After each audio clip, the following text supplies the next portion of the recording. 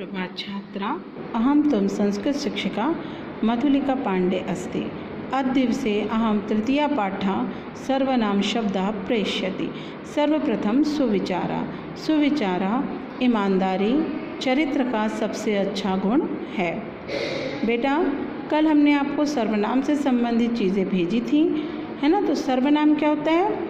सर्वनाम संज्ञा के स्थान में प्रयोग किए जाने वाले शब्द ही सर्वनाम कहलाते हैं, जैसे यह, वह, तुम, वो इत्यादि।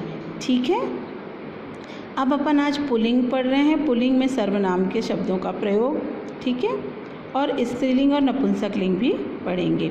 तो सर्वप्रथम हम लोग पुल्लिंग पढ़ रहे हैं। सः बालकः, है ना, वह लड़का है। बालका मतलब लड़का। सः लिखति, वह लिखता है। लिखति एक वचन के लिए होता है। सः बालका लिखति, वह लड़का लिखता है। ठीक है।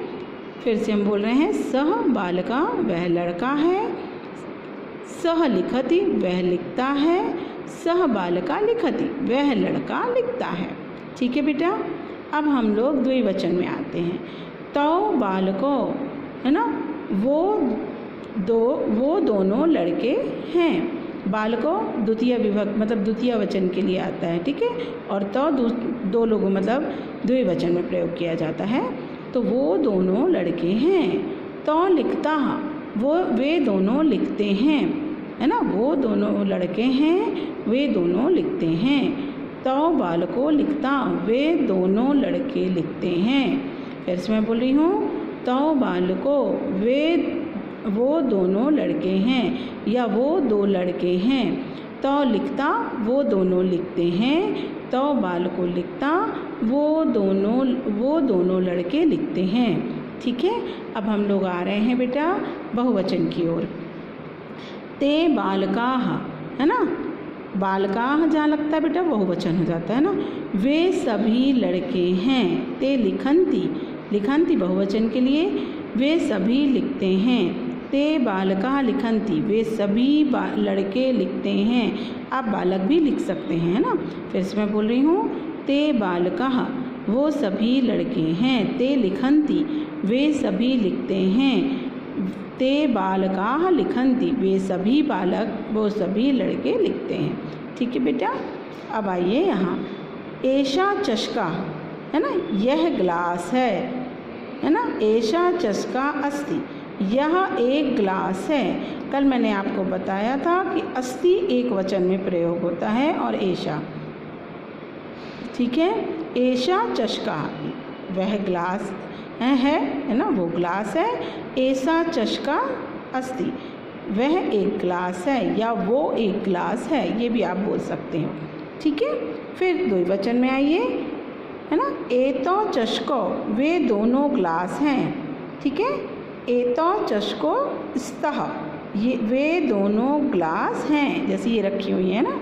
तो वे दोनों ग्लास हैं। बेटा, एतौ द्विवचन के लिए और चषको द्विवचन में प्रयोग किया जाता है। ठीक है ना।